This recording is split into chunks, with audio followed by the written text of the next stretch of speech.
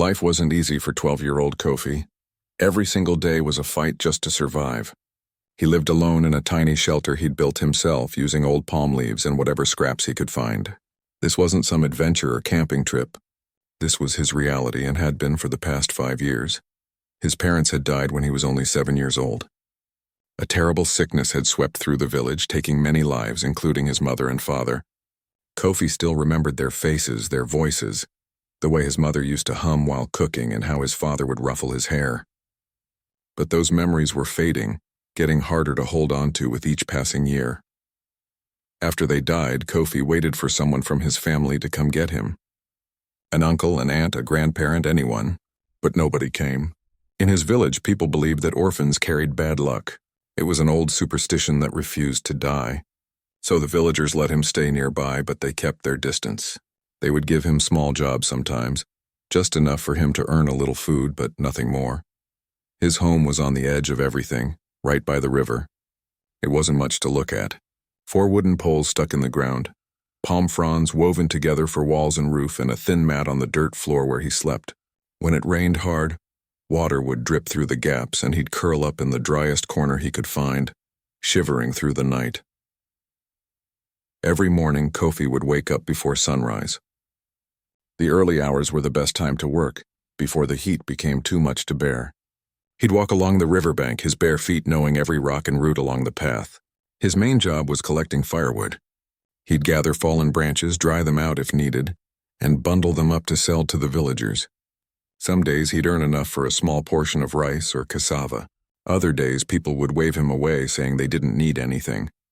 The river was both his friend and his challenge. Kofi had an old fishing net he'd found abandoned years ago. It had holes in it, and he'd spent hours teaching himself how to repair it using thin vines and grass. He wasn't very good at fishing, but he tried every day. Sometimes he'd catch 2 or 3 small fish. Those were good days. He'd cook them over a fire and eat slowly, making the meal last as long as possible. Other times, the net would come up empty, and his stomach would ache with hunger. The loneliness was harder than the hunger sometimes. Kofi would see other children playing together, laughing and chasing each other through the village. He'd watch families sitting together in the evenings, sharing food and stories. He'd hear mothers calling their children home as the sun set. And every single time his chest would tighten with a pain that never really went away. But Kofi had learned not to feel sorry for himself. What good would that do? Instead, he found small things to be grateful for. The way the sun would rise over the river, painting the water gold and orange. The sound of birds singing in the trees, especially the weaver birds who built their amazing hanging nests. The cool feeling of the river water on his feet during hot afternoons. These tiny moments of beauty kept him going. He'd taught himself many things over the years. How to start a fire even when everything was damp. Which plants were safe to eat when he was really desperate. How to read the river, knowing when it was safe to cross and when the current was too dangerous. The river changed its mood like a living thing. Sometimes it was calm and friendly. Other times, especially after heavy rains, it became angry and wild, rushing past with frightening power. The villagers didn't realize how much Kofi knew about that river. They used the big bridge 2 miles downstream for crossing. It was safer, more convenient. But Kofi knew every shallow spot, every hidden rock, every place where the current was weakest.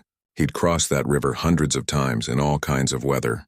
It was dangerous knowledge for a boy his age, but it was knowledge born from necessity.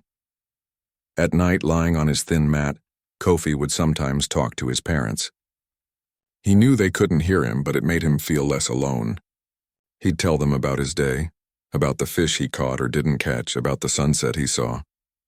He'd ask them why they had to leave him, even though he knew there would never be an answer, and then he'd close his eyes and try to sleep, hoping tomorrow might be a little bit better than today. Some of the village children would throw stones near his shelter sometimes, not trying to hit him, but making it clear he wasn't welcome to come closer.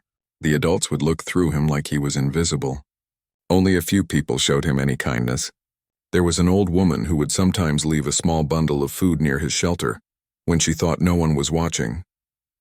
And there was a young mother who would smile at him occasionally, a sad smile that said she wished things were different but didn't know how to change them. Kofi had grown tough over the years. His hands were calloused from work. His feet were hard from walking everywhere without shoes. His body was thin but strong from constant movement and labor. But inside, he was still just a boy who wanted what every child wants: to belong somewhere, to matter to someone, to have a place to call home that was more than just palm fronds and hope. He never imagined that everything was about to change. He didn't know that one misty morning, his life would take a turn so dramatic, so unexpected, that he'd barely recognize himself a few years later. He had no idea that his knowledge of the river, earned through years of lonely survival, was about to become the key to something much bigger than himself. As he settled down to sleep that night, the river flowing steadily nearby, Kofi was just another forgotten child trying to make it through another day. Tomorrow, he thought, would be like every other day. Get up early, look for food, avoid the people who didn't want him around, and survive until the sun set again. But tomorrow would be different. Tomorrow, everything would begin to change. The morning started like any other. Kofi woke up while the world was still dark, with just a hint of gray light touching the horizon. The air was cool and damp, and a thick mist hung over the river like a blanket. He could barely see 10 feet in front of him. These misty mornings were common during this time of year, and Kofi had learned to navigate them without fear. He grabbed his old fishing net and headed toward his usual spots along the riverbank. His stomach was growling. Yesterday, he'd only managed to eat a small handful of roasted groundnuts that someone had dropped near the market. He was hoping for better luck today. Maybe 2 or 3 fish, enough to fill his belly and give him energy for the day's work. The river was running higher than usual. There had been heavy rains in the mountains upstream 3 days ago, and all that water was now flowing past his home. The current was stronger, the water muddier. Kofi made a mental note to be extra careful. A river like this could sweep away even a strong adult if they weren't paying attention. He checked his first trap. Empty. He checked his second trap. Nothing but some weeds tangled in the mesh. He sighed and moved upstream toward his third spot. That's when he heard it. A sound that didn't belong in the quiet morning. Heavy breathing, labored and painful, like someone struggling to catch their breath. Kofi froze and listened carefully. For a moment he wondered if he should just ignore it and move on. Getting involved in other people's problems had never worked out well for him. But something in that sound, the raw pain and desperation, made him move toward it instead of away. Through the mist, he could make out a shape sitting on the riverbank about 20 yards upstream. As he got closer, he saw it was an old man, and he was clearly in trouble. The elder was sitting awkwardly on the ground, one leg stretched out in front of him at an odd angle. His face was twisted with pain, sweat running down his forehead despite the cool morning air. Next to him lay a walking stick, beautifully carved with intricate patterns that told Kofi this was no ordinary traveler. The man's clothing, though dusty and wet at the edges, was of fine quality, with traditional Ashanti patterns woven into the fabric. "Please," the old man said when he noticed Kofi. His voice was weak but carried the kind of authority that comes from years of respect and leadership. "I need help," Kofi approached cautiously. He'd learned to be careful around adults. Some were kind, but others blamed him for their own misfortunes just because he was an orphan. "What happened?" Kofi asked, kneeling down to get a better look. The elder's name was Nana Kwame, though Kofi didn't know that yet. He explained that he'd been walking since yesterday afternoon, traveling from his village to visit his daughter who lived in Kofi's village. He'd chosen to walk along the river path instead of taking the main road because it was shorter, and his old legs got tired easily these days. "My leg," Nana Kwame said, gesturing to his swollen lower leg. "It was broken badly many years ago. I fell from a palm tree when I was younger, and it never healed properly. Most days it just aches, but sometimes when I push too hard or the weather changes, it gives out completely." The leg was indeed badly swollen, almost twice its normal size. Kofi could see it had happened before from the old scars and the way the bone sat slightly crooked. "I made it this far last evening," the elder continued. "But then the pain became too much. I sat down to rest, thinking I'd continue after a few minutes. But I couldn't get back up. I've been sitting here all night." His voice cracked with embarrassment and frustration, a proud man reduced to helplessness. Kofi looked at the river, then back at the old man. "You need to cross the river to get to the village?" "Yes," Nana Kwame said. "My daughter's home is on the other side. But look at this water. I can barely stand, let alone cross a river with this current." It was true. The river was running fast and high. For a healthy person, it would be challenging. For an elderly man with a bad leg, it would be impossible. Deadly, even. The bridge is 2 miles downstream, Kofi said, thinking out loud. But you'd have to walk along this bank to reach it. I can't, the elder said simply. I've tried 3 times to stand. Each time the pain is so intense I nearly pass out. I thought someone would come along this path. But you're the first person I've seen since yesterday evening. That made sense to Kofi. This crossing point was rarely used. The bridge was easier and safer, so everyone went that way. It was pure chance, or maybe something else, that had brought Kofi to this exact spot at this exact time. Nana Kwame looked at the boy closely for the first time. He saw the threadbare clothes, the thin frame, the bare feet. He saw the fishing net clutched in small hands and the cautious, guarded expression of someone who'd learned not to expect kindness from the world. You're very young, the elder said softly. Too young to be out here alone at dawn. Where are your parents, child? They're gone, Kofi said simply. He didn't like talking about it. I live by myself. Something shifted in Nana Kwame's eyes. Recognition, perhaps, or understanding. He didn't ask more questions. Instead, he said, I have no right to ask this of you.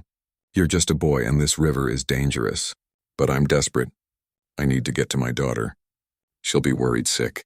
I was supposed to arrive yesterday evening. Kofi studied the river again. The mist was starting to lift as the sun climbed higher. He could see the current more clearly now, the way it swirled around rocks and pulled at the reeds along the banks. He knew this river better than anyone.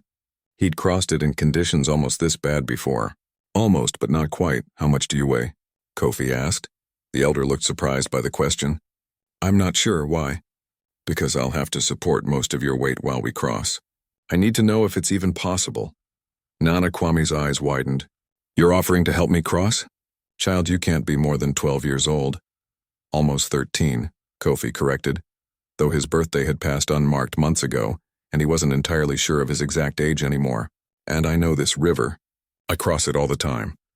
But not carrying an old man, Nana Kwame protested. It's too dangerous. If we both fall in that current, then we better not fall, Kofi said with a small smile. It was the kind of smile that held no real happiness, just grim determination. The elder studied the boy's face for a long moment. He saw something there that surprised him. Strength, capability, and something else, something harder to define. A kind of quiet heroism born from having nothing left to lose. Are you sure? Nana Kwame asked. Truly sure? I won't think less of you if you say no. You could go to the village and send help. By the time I walk to the village, find someone willing to help and bring them back. It'll be afternoon, Kofi said practically. And the river will be even higher by then. The mountain rains always make it worse throughout the morning. We should cross now while we still can. Kofi was already thinking through the logistics. He'd need something to help support the elder. Just his shoulder wouldn't be enough. He needed to distribute the weight better. Wait here, he told Nana Kwame, then disappeared into the mist. He returned 10 minutes later with several long bamboo poles and some rope he kept at his shelter for various needs. Nana Kwame watched in amazement as the young boy quickly fashioned a support brace, tying the bamboo together in a way that would let the elder lean on it while Kofi guided them both. Where did you learn to do that? The elder asked. Taught myself, Kofi said, testing the strength of his knots. When you live alone, you learn to figure things out. The words were casual, but they hit Nana Kwame hard. This child had been surviving by himself, learning skills most adults never mastered, all out of pure necessity. All right, Kofi said, offering his hand. Let's get you across this river. Getting Nana Kwame to his feet was the first challenge. The elder groaned with pain as Kofi helped him up, his bad leg barely able to support any weight at all. Kofi positioned the bamboo brace under the elder's arm, taking most of the weight on his own thin shoulders. The old man was heavy, much heavier than Kofi had expected. He felt his knees buckle slightly before he adjusted his stance and found his balance. Are you all right? Nana Kwame asked, worried. You're so small. I'm too heavy for you. I'm stronger than I look, Kofi said, though his voice was already strained. We just need to take it slow and steady. They made their way to the water's edge. Up close, the river looked even more dangerous. The water was brown with mud rushing past with a force that sent small waves splashing against the rocks. Debris floated by, branches and leaves torn loose from upstream. Kofi could feel the power of it just standing at the edge. Listen carefully, Kofi said, his voice suddenly serious and mature beyond his years. When we're in the water, you need to trust me completely. Don't try to lead or choose the path. Let me do that. If I say stop, you stop. If I say lean left, you lean left. The current will try to push us downstream, but I know where the rocks are. I know where to step. Understand? Nana Kwame nodded, impressed by the boy's confidence. I'll follow your lead. Keep your good leg working as much as you can, Kofi continued. I'll support you, but you need to help where possible. And hold on to my shoulder tight. If you start to fall, take me with you. Don't let go trying to save me. We'll both go under if we separate. They stepped into the water together. The cold hit them immediately, and Kofi felt Nana Kwame stiffen with shock. The riverbed was slippery with moss and mud. Kofi's feet searched carefully for solid ground with each step. He'd crossed this river hundreds of times, but never like this. Never carrying someone else's life along with his own. The water rose quickly to their knees, then their waists. The current pulled at them constantly, like invisible hands trying to sweep their feet away. Kofi planted each step carefully, testing the ground before putting his full weight down. The bamboo brace creaked under the strain, but it held. Nana Kwame was doing his best, pushing with his good leg when he could. But the pain in his bad leg made him gasp every time he shifted weight. Kofi could feel the elder trembling, whether from pain, cold, or fear, he couldn't tell. Probably all three. They were about a quarter of the way across when they hit the first real trouble. Kofi's foot slipped on a moss-covered rock. For a terrifying moment, both of them tilted sideways. The current grabbed at them eagerly. Nana Kwame's grip on Kofi's shoulder tightened painfully, his fingers digging in. I've got you, Kofi gasped, fighting to regain his balance. He shifted his weight, found solid ground, and pulled them back upright. His heart was hammering in his chest. Keep going. We're okay, but they weren't okay, not really. The crossing was much harder than Kofi had anticipated. The elder was heavier than he'd calculated, and the current was stronger. Every step was a battle. His legs were shaking from the effort of supporting both their weights against the river's constant push. Halfway across, the water was up to their chests. This was the deepest part, where the riverbed dropped down. Kofi had to practically drag Nana Kwame now, the elder's feet barely touching the bottom. The bamboo brace was slipping, the rope loosening from the water. Hold on, Kofi said through gritted teeth. Just hold on. A large branch came floating toward them, spinning in the current. Kofi saw it just in time and pivoted, pushing them both out of its path. But the movement cost them their balance again. They staggered, stumbled, and for a horrible moment Kofi thought they were going under. Nana Kwame made a sound that was half prayer, half cry. His bad leg had twisted in the stumble, sending shooting pain through his whole body. But Kofi somehow found the strength to keep them upright. His arms felt like they were being pulled from their sockets. His lungs burned. His vision was starting to blur from the effort. Talk to me, Kofi said desperately. Tell me something, anything, keep talking. He needed the elder to stay conscious, to keep fighting. If Nana Kwame passed out now, they'd both drown. My daughter, Nana Kwame said, his voice weak but responding to the urgency in Kofi's tone. Her name is Abina. She makes the best groundnut soup you've ever tasted. Keep going, Kofi encouraged, taking another careful step. The water was starting to get shallower now. They were past the deepest part. She has 3 children, the elder continued, focusing on his words to push away the pain. 2 boys and a girl. The youngest just learned to walk. She wobbles around like a little duck. Another step. Then another. The water was down to their waists again. Kofi's muscles were screaming, but he could see they were going to make it. They had to make it. I was bringing them gifts, Nana Kwame said. Carved toys I made. They're in my bag. It's still on the other bank where I left it. He laughed weakly. Some grandfather I am. Can't even make it across a river to see my grandchildren. You're making it right now, Kofi said firmly. We're almost there. But even as he said it, disaster struck. A sudden surge in the current, maybe from a collapsed bank upstream, hit them hard. The water rose suddenly to their chests again, much stronger than before. Kofi's feet lost contact with the bottom entirely. They were swept sideways, Kofi's arms windmilling as he tried to find ground, find anything solid. Nana Kwame's weight pulled him down. Water filled his mouth, his nose. He couldn't breathe. Couldn't think. The river had them now, and it wasn't letting go. Through the roaring in his ears and the panic flooding his brain, Kofi felt something hard beneath his foot. A rock. He pushed down with every ounce of strength he had left, launching them both toward shallower water. His lungs were burning, his vision going dark around the edges. His hand found a reed growing from the bank. He grabbed it desperately, felt it start to tear, but it held just long enough. He pulled, dragging both himself and the elder toward the shore. His feet found ground again. Solid, blessed ground. With a final, desperate heave, Kofi pulled them both onto the riverbank. They collapsed in a heap, both gasping and coughing, water streaming from their clothes. Kofi's whole body was shaking uncontrollably. He'd never been that scared in his entire life. For a moment there, he really thought they were going to die. Nanakwame was coughing hard, spitting out water, but he was alive. They were both alive. They'd made it. Kofi lay on his back, staring up at the sky. The mist had cleared completely now, and the morning sun was warm on his face. His muscles felt like jelly. He didn't think he could move if he tried, but they'd made it across. Against all odds, despite the danger and his small size and everything that could have gone wrong, he'd gotten the elder safely to the other side.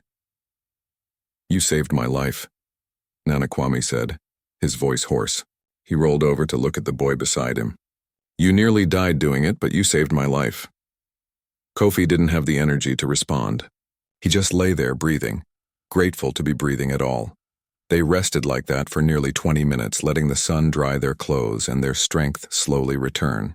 Nanakwame kept looking at Kofi with an expression the boy had never seen directed at him before.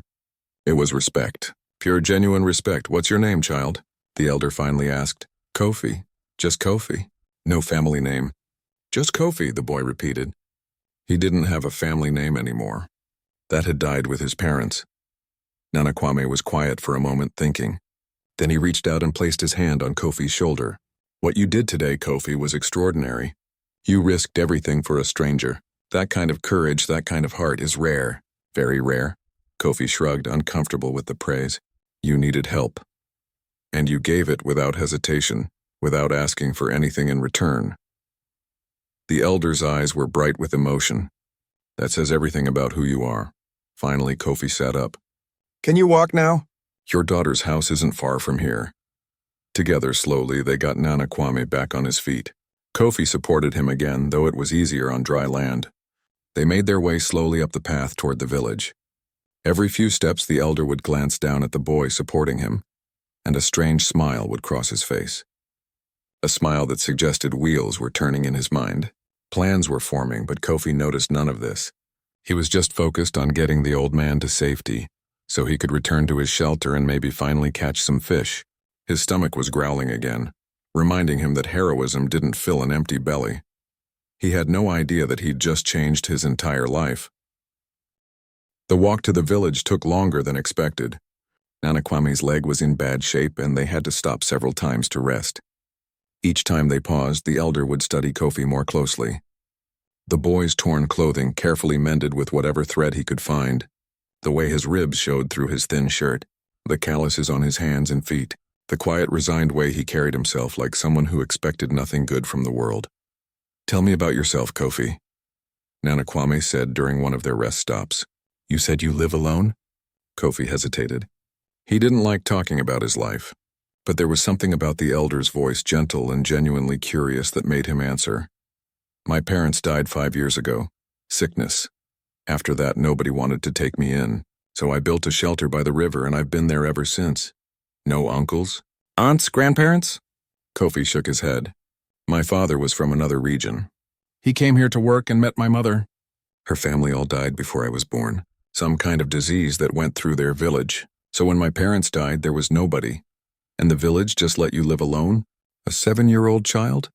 There was anger in Nanakwame's voice now. Kofi shrugged. "They think orphans are bad luck. Nobody wanted the curse. They let me stay nearby and give me small jobs sometimes, but that's all." The elder's jaw tightened. In Ashanti culture, leaving a child to fend for themselves was unthinkable. Children were treasured, protected, raised by the whole community. What Kofi was describing went against everything Nanakwame believed in. "How do you eat?" he asked softly.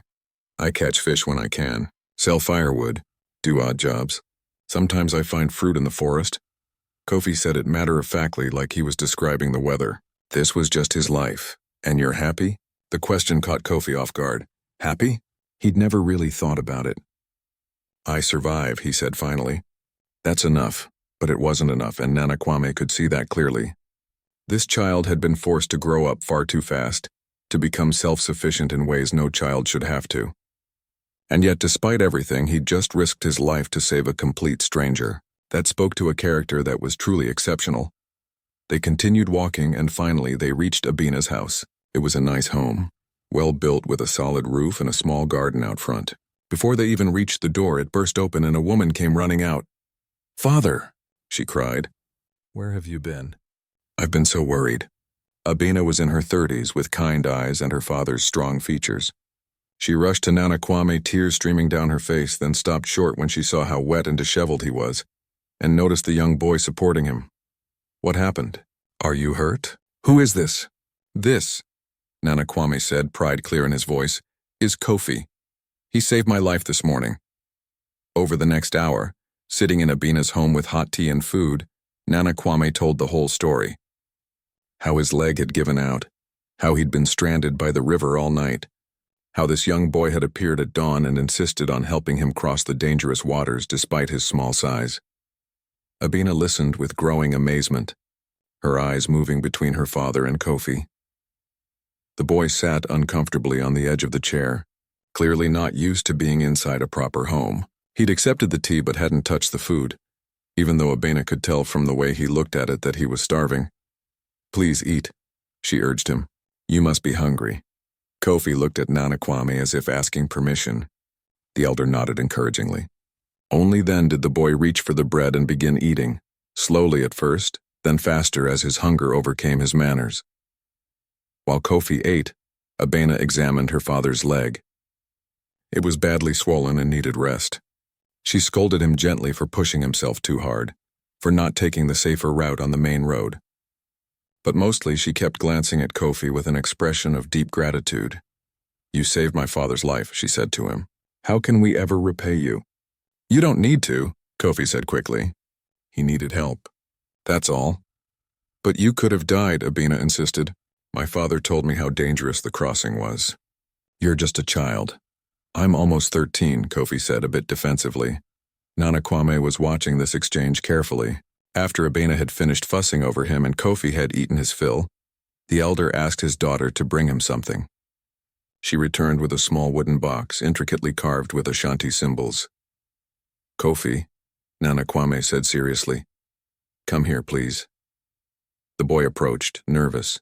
The elder opened the box and pulled out a small wooden token, about the size of a coin. It was beautifully carved with intricate patterns that seemed to tell a story all their own. "Do you know what this is?" Nana Kwame asked. Kofi shook his head. "This is an Ashanti honor token. In my tribe, we are not just a village. We are a community spread across many villages, all connected by blood and tradition. This token is my personal mark, known to all Ashanti people." He pressed it into Kofi's palm. "You have saved the life of an elder. This is no small thing. In Ashanti culture, a debt of life is sacred and must be honored." "I don't understand," Kofi said, looking at the token. "It means," Nana Kwame explained, "that you are under my protection now. Any Ashanti person who sees this token will know that you helped me, and they will treat you with respect. Keep it safe, Kofi. Keep it very safe." The boy looked down at the small piece of carved wood in his hand. It was pretty and it was clearly important to the elder, but Kofi didn't really understand its significance. It seemed like a kind gesture, nothing more. "Thank you," he said politely. "I should go now. I haven't checked my fishing traps yet today." "Wait," Nana Kwame said. "I want to make you a promise. What you did today will not be forgotten. I am going to tell my people about you, about your courage and your kind heart. The Ashanti take care of their own, and they take care of those who help their own." Kofi didn't know what to say to that, so he just nodded. Abina packed some food for him, more than he could eat in several days. She also found some of her son's old clothes that might fit him. Kofi accepted these gifts with quiet gratitude, still not quite believing this was happening. People didn't give him things. They avoided him. As he was leaving, Nana Kwame called out one more time, "Kofi, I meant what I said. Your kindness will not be forgotten.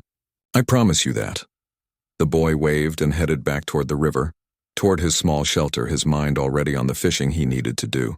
The morning had been strange and exhausting, but now it was time to get back to normal life, back to survival. He tucked the wooden token into his pocket where it sat alongside a small stone he'd found once that had a natural hole through it, and a broken button he'd kept for no particular reason. Just another small thing in a life full of small things. As he walked away, he didn't see the look that passed between Nana Kwame and Abena. He didn't see the elder pull his daughter close and whisper urgently in her ear. He didn't see her eyes widen with surprise and then fill with determination. Plans were already being made. Wheels were already turning. The Ashanti people took care of their debts, and they especially took care of debts to children who showed the kind of heart that Kofi had shown. Back at his shelter, Kofi checked his traps. 2 fish, not bad for such a strange day. He cooked them over his fire, ate the food Abena had given him, and felt more full than he had in months. It was a good feeling. That night, lying on his thin mat, he pulled out the wooden token and looked at it by firelight. The patterns were beautiful, carved with obvious skill and care. He ran his thumb over the smooth wood, feeling the grooves of the design. He still didn't understand what it really meant. He still didn't know that his life was about to change in ways he couldn't possibly imagine. To him, it was just a gift from a grateful old man. A nice gesture, but nothing that would change anything fundamental about his existence. He put the token carefully in the corner of his shelter, where he kept his few possessions, lay back down and closed his eyes. Tomorrow would be another day of fishing and firewood gathering. Or so he thought. What Kofi didn't know was that at that very moment in a village 3 hours away, Nana Kwame was already sending messages. Runners were being dispatched. Elders were being consulted. A boy named Kofi, an orphan who had saved an elder's life at great risk to his own, was about to become the talk of the entire Ashanti community, and in 2 weeks' time, his shelter by the river would be empty, his fishing traps abandoned, his old life left behind forever. But for now, he slept peacefully, dreaming of nothing more than catching bigger fish tomorrow. 2 weeks passed. Kofi had almost forgotten about the old man and the river crossing. Life had returned to its usual rhythm of survival. Wake up, search for food, avoid the villagers who didn't want him around, sleep, repeat. The only real change was that he had a bit more food than usual thanks to Abena's gift, and he'd carefully hidden the wooden token in his most secret spot.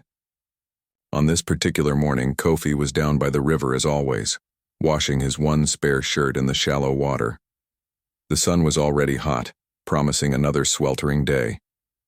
He was thinking about checking his fish traps when he heard something that made him freeze. Voices, many voices, coming from the direction of the village. That wasn't entirely unusual. Sometimes groups would pass by on their way to other places. But these voices were getting louder, coming closer, and they seemed to be heading directly toward his shelter. Kofi quickly wrung out his shirt and pulled it on, still damp. His first instinct was to hide. Large groups of people had never meant anything good for him. But where could he go?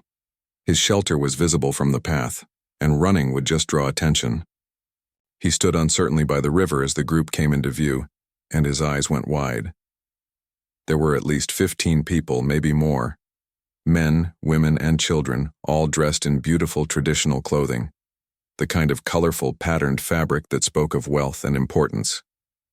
They were carrying bundles and baskets, and leading the group was a tall woman he recognized. Abena.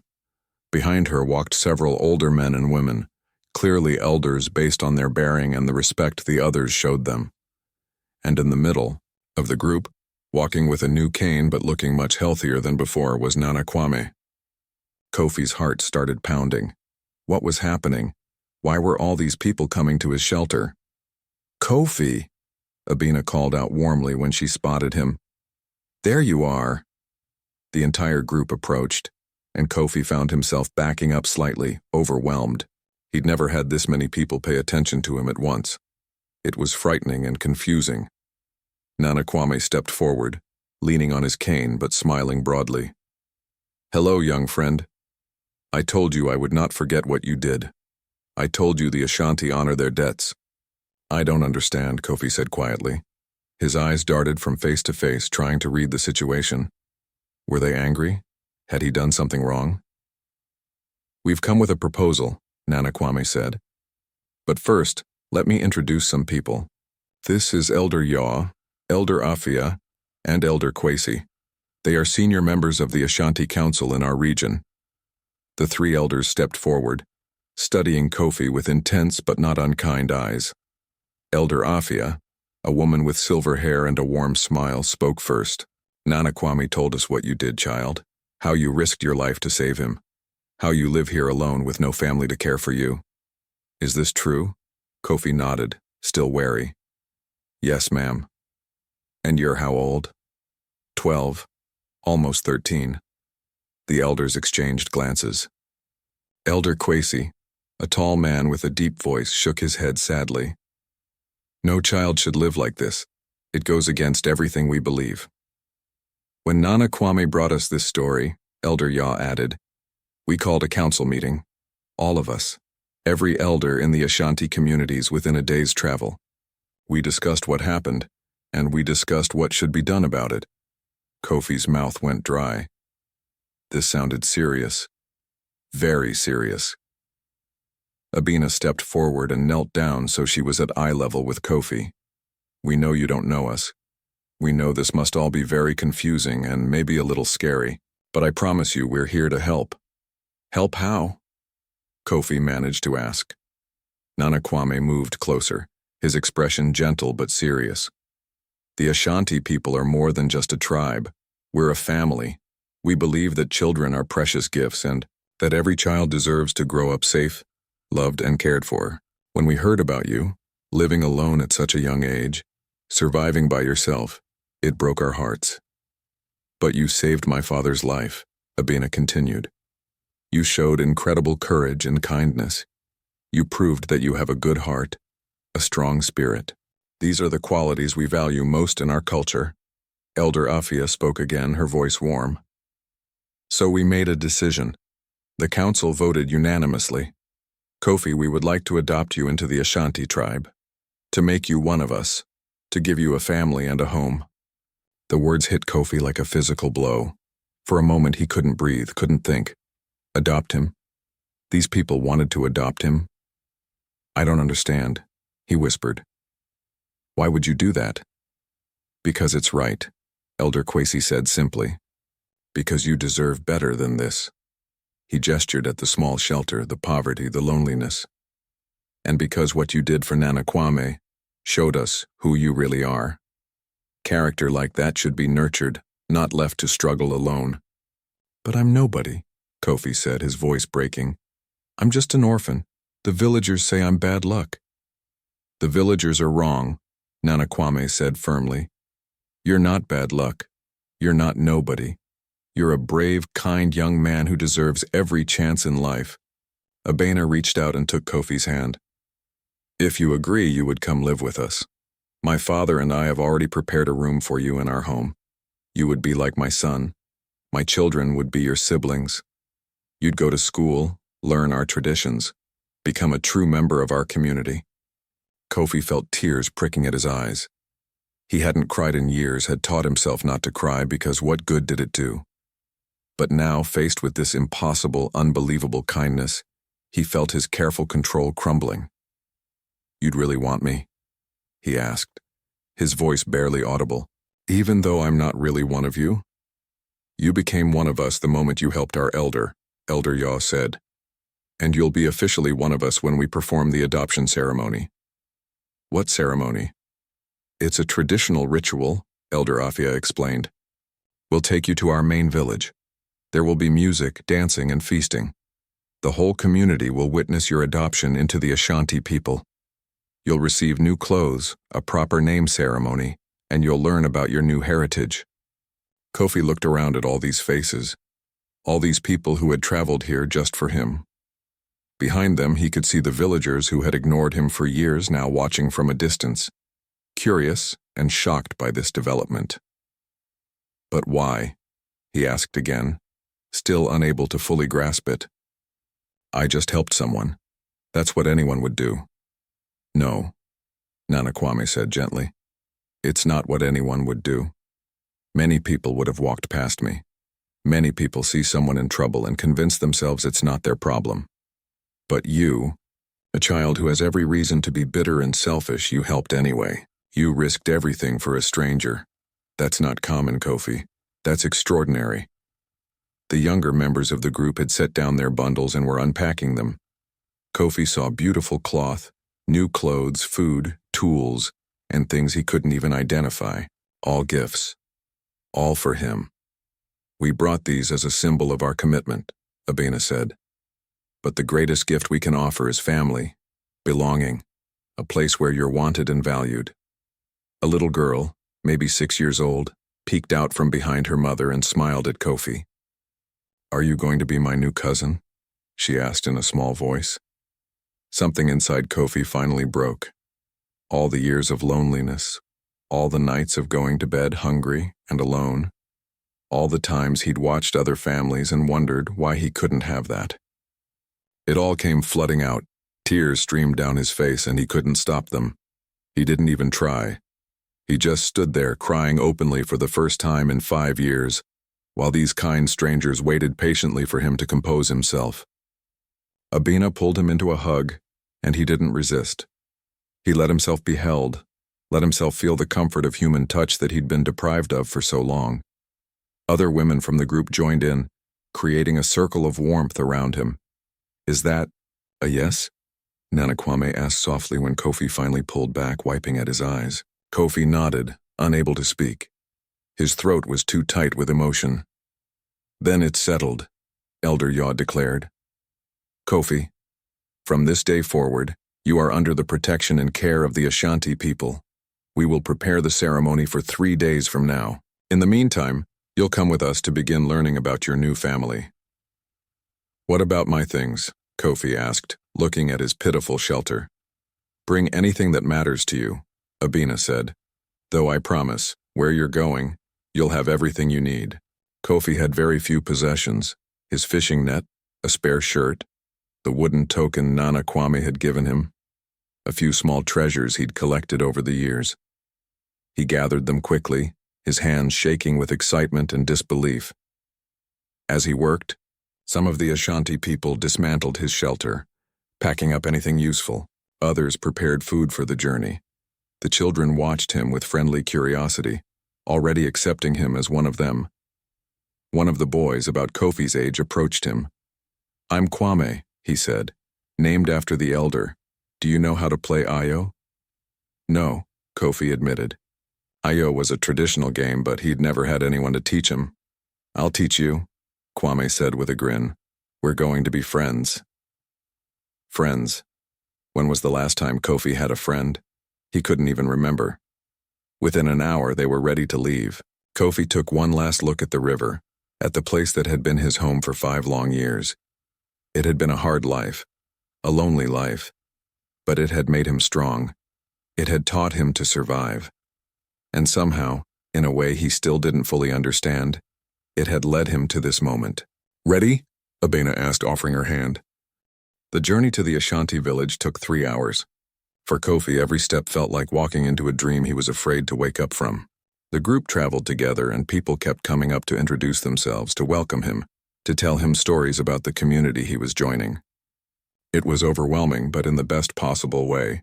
The children especially were excited about their new member. Kwame stayed close to Kofi the whole journey, chattering away about the village, the school, the games they played, and the adventures they'd have together. A girl named Amma showed him the beautiful beads she wore, promising to make him a set of his own.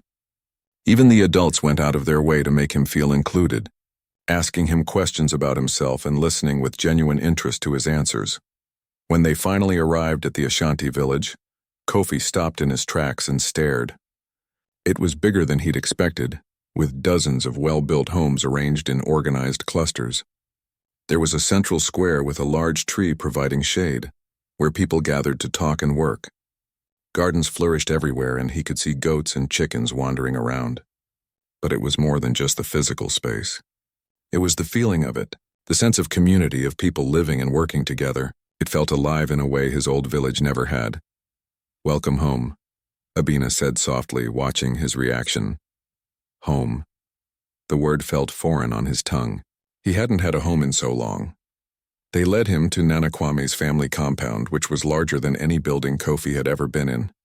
There were multiple rooms surrounding a central courtyard where the family could gather. Abina showed him to a small room that would be his. It had a real bed, not just a mat on the ground. There were shelves for his belongings, a window that let in light and air, and best of all, it was clean and dry and safe. "This is all mine," Kofi asked, touching the bed in wonder. "All yours," Abina confirmed, "though I expect you'll spend more time playing outside with the other children than hiding in here."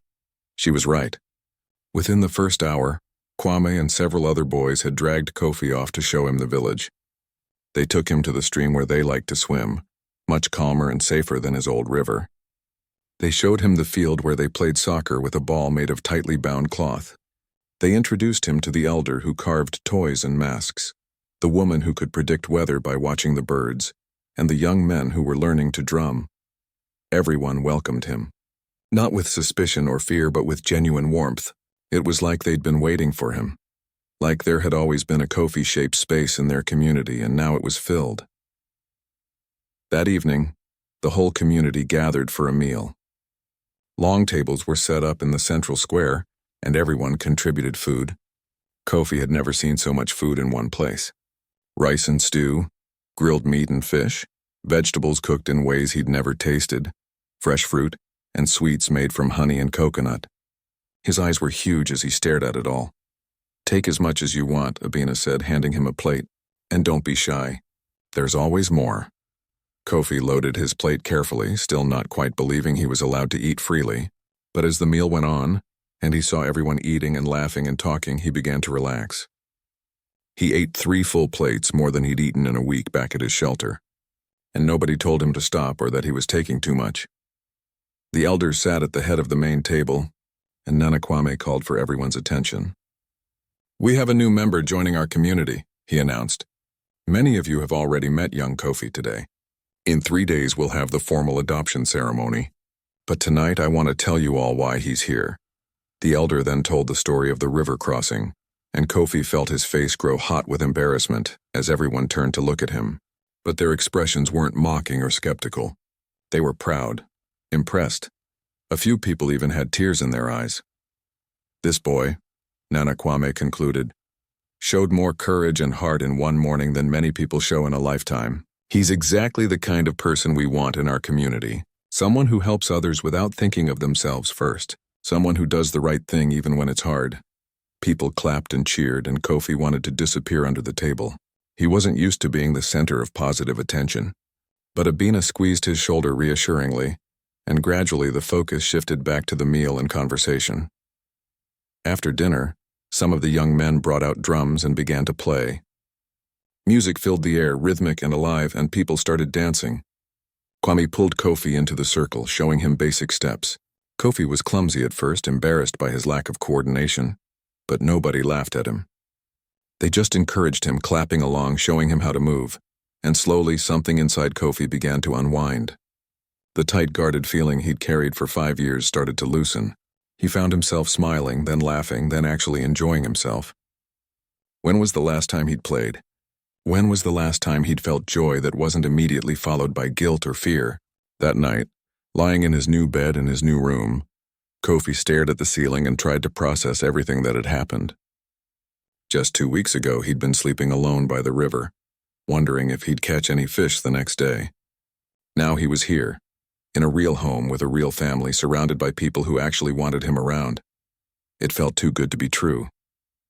Part of him kept waiting for something to go wrong, for someone to change their minds and send him back. But another part of him, the part that had helped Nana Kwame cross that dangerous river, whispered that maybe, just maybe, he deserved this. Maybe his years of suffering were finally over. The next day brought new experiences. Abina woke him gently and showed him where to wash up. She gave him new clothes to wear, traditional Ashanti garments that felt strange but looked beautiful. Then she took him to the village school. The school was unlike anything Kofi had imagined. It was just a large covered area with benches and a teacher, but there were about 20 children of various ages all learning together. The teacher, an elderly woman named Teacher Ifua, welcomed him warmly and found him a seat. "Can you read?" she asked him kindly. Kofi shook his head, embarrassed. No, ma'am. I never learned. That's all right. We'll teach you. Can you count? Yes, ma'am. I learned numbers by myself. I needed them for selling fish and firewood. Teacher Afua smiled. Well then, you're already ahead in some ways. We all learn at our own pace here. No judgment, no shame. Just learning. And she meant it. For the next several hours, Kofi sat with the younger children learning his letters, while the older students worked on more advanced lessons. Nobody teased him for being older and not knowing how to read. Amma, the girl he'd met on the journey, even offered to tutor him in the evenings to help him catch up faster. After school, Nana Kwame called Kofi to his room. The elder was sitting in a comfortable chair, his bad leg elevated on a cushion. Sit with me, boy, he said. We need to talk about your future. Kofi sat nervously. Was this where they'd tell him it was all temporary? But Nana Kwame's expression was warm. I've been thinking about you a lot these past few days. About what I see in you. You're smart, Kofi. You taught yourself numbers, built your own shelter, learned to read the river. That's not common. Most children need guidance for things like that. I had to learn, Kofi said simply. Nobody was going to teach me. Exactly. You're a survivor. But more than that, you're a thinker. You solve problems. That's a valuable skill. The elder leaned forward. I want to take a special interest in your education. I want to teach you things beyond what you'll learn in school. Like what? History, philosophy, the stories and wisdom of our people. You see, I'm getting old and someone needs to carry on this knowledge. I think you might be that someone. Kofi felt overwhelmed again. But I'm not really Ashanti. Not by blood. Blood isn't what makes someone Ashanti, Nana Kwame said firmly. It's the values you hold, the way you treat others, the connection you feel to the community. You showed Ashanti values when you saved me and you didn't even know what they were. That means they're already inside you. Over the next 2 days, Kofi settled into his new life with surprising ease. He attended school in the mornings, played with the other children in the afternoons, and spent evenings listening to Nana Kwame's stories. He learned about Ashanti history, about great warriors and wise queens, about traditions that went back hundreds of years. Abina treated him exactly like her own children, making sure he was fed and clean and happy. Her 3 kids adopted him as an older brother without hesitation. The youngest, little Adwoa, who was just learning to walk, would toddle over to him and raise her arms to be picked up. It made Kofi's heart melt every time. The other villagers also embraced him completely. The woodcarver, Uncle Boteng, started teaching him carving techniques. Auntie Mansa, who cooked for large gatherings, showed him how to prepare traditional dishes. The drummer, Yao, let him practice on the old drums, teaching him basic rhythms. It was during one of these drumming lessons that Kofi realized something profound. He was happy, genuinely, completely happy, not just satisfied or content, but actually joyful. He'd wake up in the morning excited for the day instead of dreading it. He'd go to sleep at night feeling safe and loved instead of lonely and afraid. The adoption ceremony was unlike anything Kofi had ever experienced. The entire village was decorated with colorful fabrics and flowers. People had traveled from neighboring Ashanti communities, some walking for hours just to witness the event. By mid-morning, there were over 100 people gathered in the central square. Kofi was dressed in beautiful traditional clothing, a kente cloth wrapped around him with patterns in gold, green, and red. The colors, Abina explained, had meaning: gold for status and serenity, green for growth and renewal, red for the blood of ancestors. On his feet were new sandals, and around his wrists were beaded bracelets that marked him as part of the community. The ceremony itself was both solemn and joyful.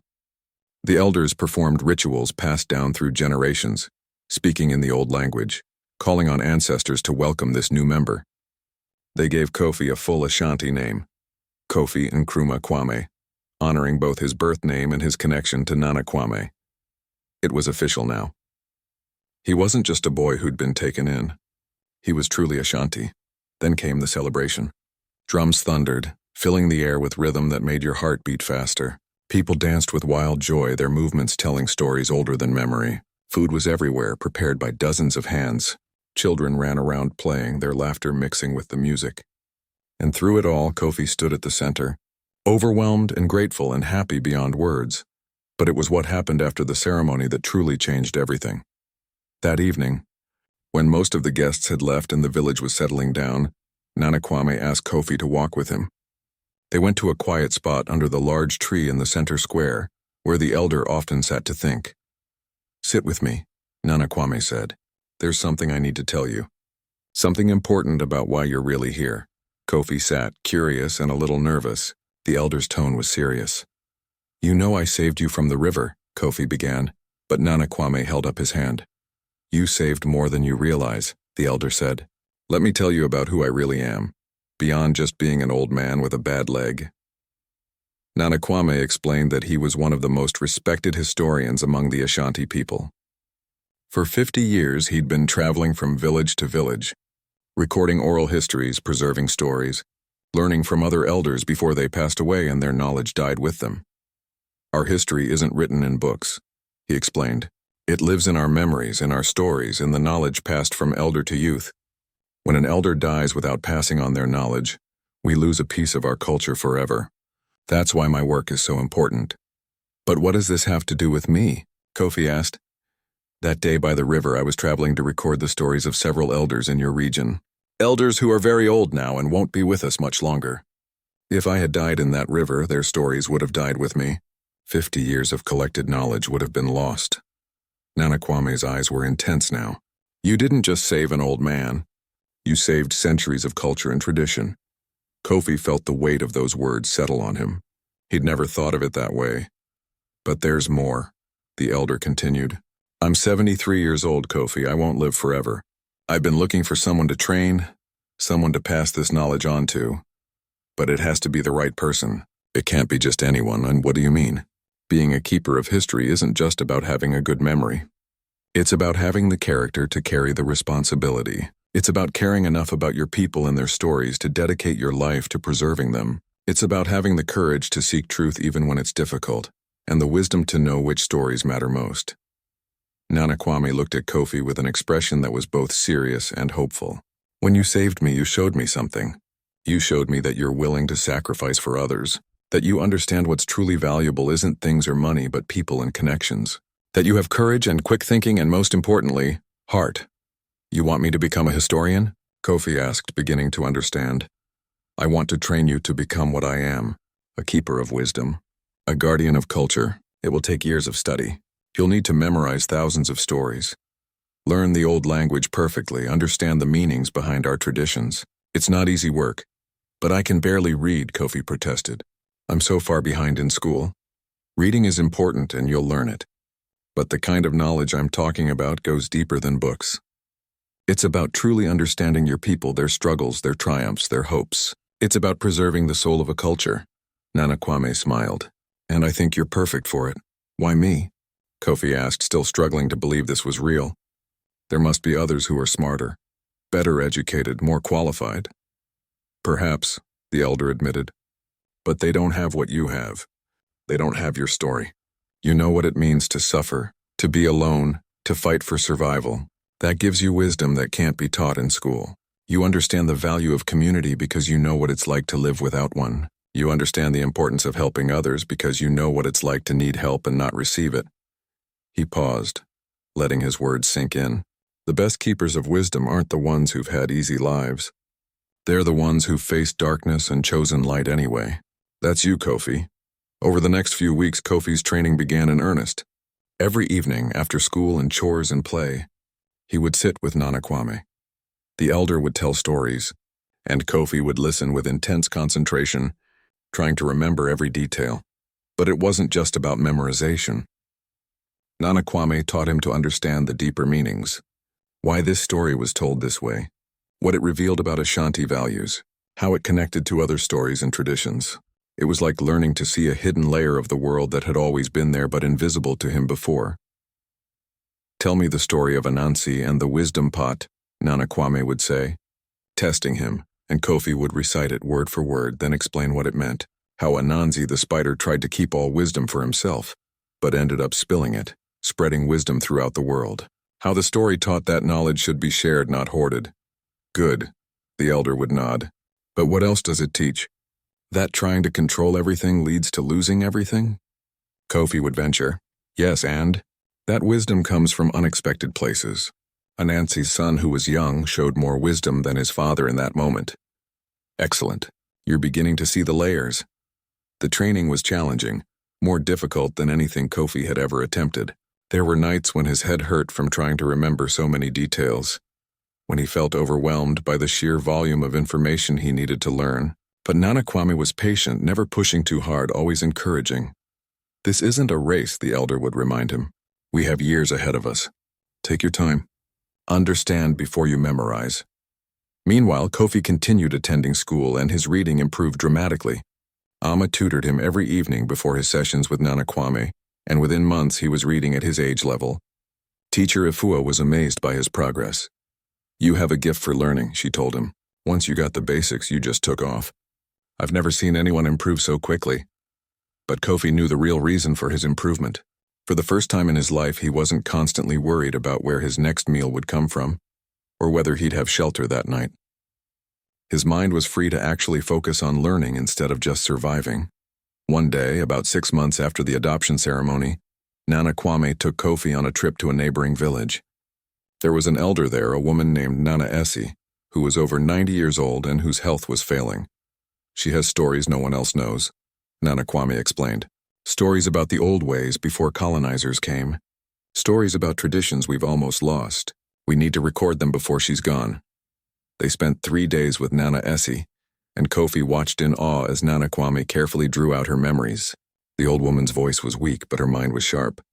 She spoke of ceremonies that hadn't been performed in 50 years, of healing practices using plants that most people had forgotten about, of songs that carried coded messages during difficult times.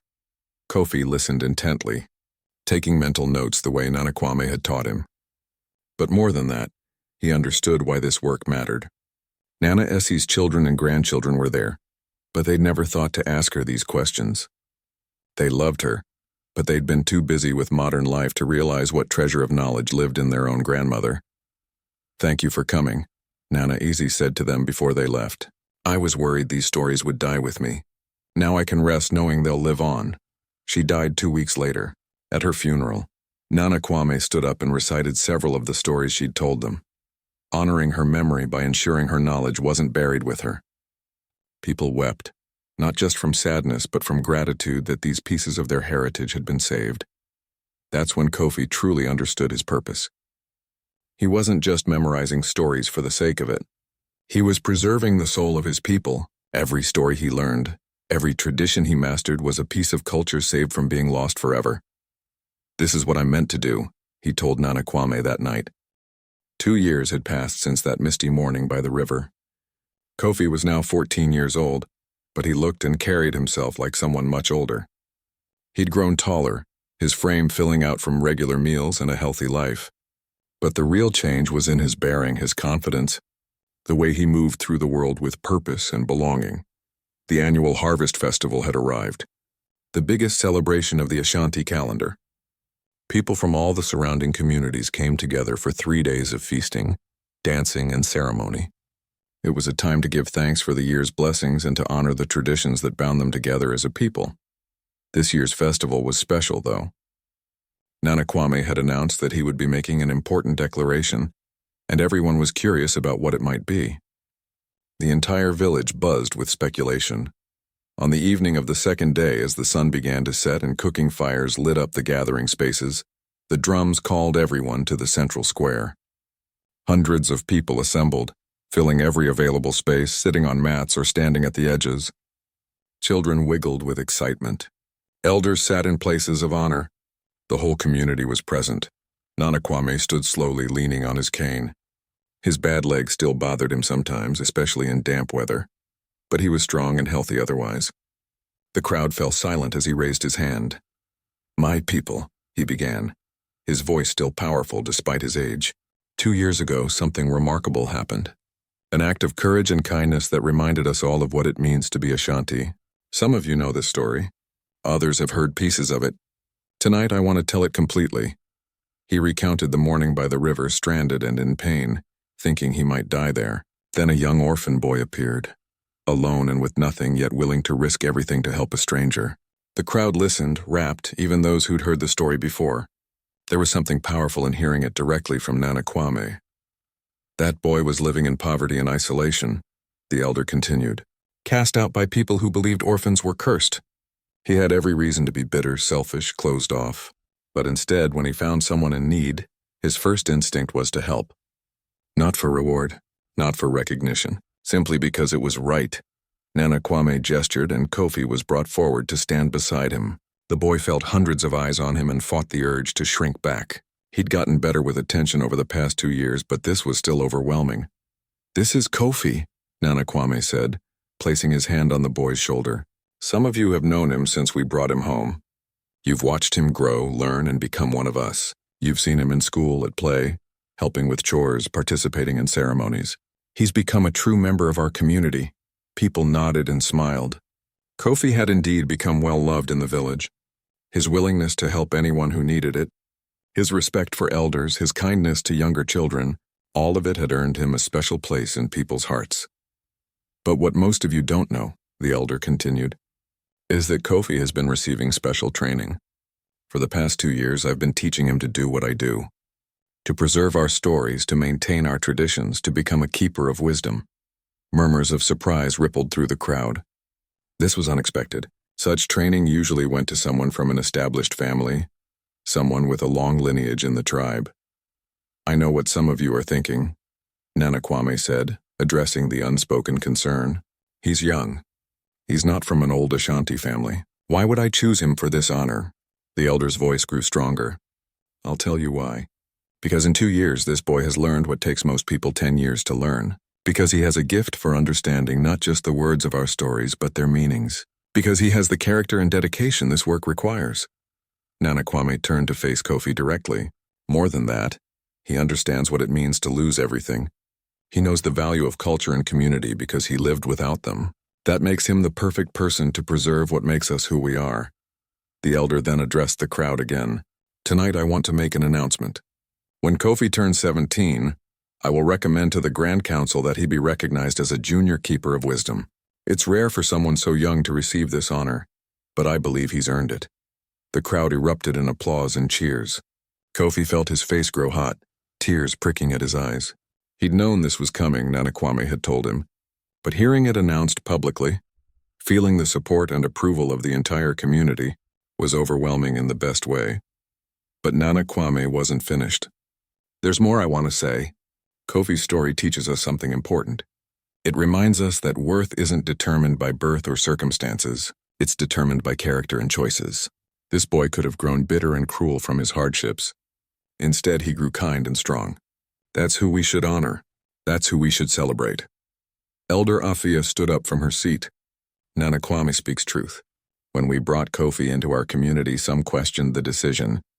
Not many, but some. They wondered if we were moving too fast, making too big a commitment to a child we barely knew." She smiled warmly at Kofi. "But he has proven, every single day, that our decision was right. He's not just a member of our tribe. He's one of our brightest lights." Other elders stood and spoke, each sharing observations about Kofi's growth and contributions. Teacher Afua talked about his dedication to learning. Uncle Boteng mentioned how quickly he'd mastered wood carving. Auntie Mansa praised his willingness to help in the kitchen, even though it wasn't expected of boys his age. Then Abena stood, tears streaming down her face. "When my father told me he wanted to adopt this boy, I agreed immediately. But I'll be honest, I didn't know what to expect. I thought it might be difficult, that he might struggle to adjust, that his past trauma might make him closed off or troubled." Her voice broke with emotion. "But Kofi came into our home and became part of our family so naturally, it was like he'd always been there. My children adore him. He's patient with them, plays with them, protects them. He's become the older brother they always wanted." She walked over to Kofi and hugged him tightly. "You're not a boy we took in out of obligation. You're my son. In every way that matters, you're my son." Kofi couldn't hold back the tears anymore. They flowed freely as Abena held him, as the crowd cheered and clapped, as his whole community showed him how much he was loved and valued. When things quieted down, Nana Kwame spoke again. "Kofi's journey from that river to this moment represents something beautiful about our culture. We believe in community. We believe in taking care of each other. We believe that when someone shows good character, we embrace them, regardless of where they came from." The elder's eyes swept across the assembled crowd. Let this boy's story be a lesson to us all. First, that one act of kindness can change a life completely. Kofi helped an old man cross a river and look what came from it. Second, that we should never underestimate anyone based on their circumstances. The lonely orphan by the river was actually a brilliant young man waiting for his chance. And third, that true family isn't just about blood. It's about love, commitment, and choosing each other every day. Nana Kwame raised his walking stick high. I present to you Kofi Nkrumah Kwame, future keeper of wisdom, beloved member of our community and living proof that compassion changes everything. The crowd erupted again, and this time the celebration turned into a full festival. Drums thundered to life. People danced with wild joy. Food was brought out and shared. Children ran around playing, their laughter mixing with music. And through it all, Kofi was surrounded by people wanting to congratulate him, hug him, tell him how proud they were. Kwame, his best friend, grabbed his arm. Come on, you can't stand here all serious. It's a celebration. Dance, and Kofi did. He danced like he'd never danced before, losing himself in the rhythm and the joy and the overwhelming gratitude he felt for this life he'd been given. The scared, lonely boy who used to watch from the shadows while others celebrated was gone. In his place was a confident young man who belonged, who was loved, who had purpose. Later that night, when the celebration had mellowed and people were sitting around fires talking quietly, Kofi found himself back under the tree with Nana Kwame. Just the two of them. Looking up at the stars, how do you feel? The elder asked. Overwhelmed, Kofi admitted. Grateful, happy. Still a bit like I'm going to wake up and find out this was all a dream. It's not a dream. This is your life. You earned it. No, Kofi said firmly. You gave it to me. All of you. I didn't earn anything. I just helped someone who needed help. And that simple act revealed who you truly are. That's what we saw. That's what we embraced. Nana Kwame shifted to look at Kofi directly. But you did earn your place here through everything you've done since. The way you've thrown yourself into learning, the way you've treated everyone with respect and kindness, the way you've become part of this community, that wasn't given to you. You built that yourself. Kofi thought about the past 2 years. All the early mornings studying. All the late nights memorizing stories. All the times he'd helped others even when he was tired. All the small choices that had added up to become his character. I never want to forget where I came from, he said quietly.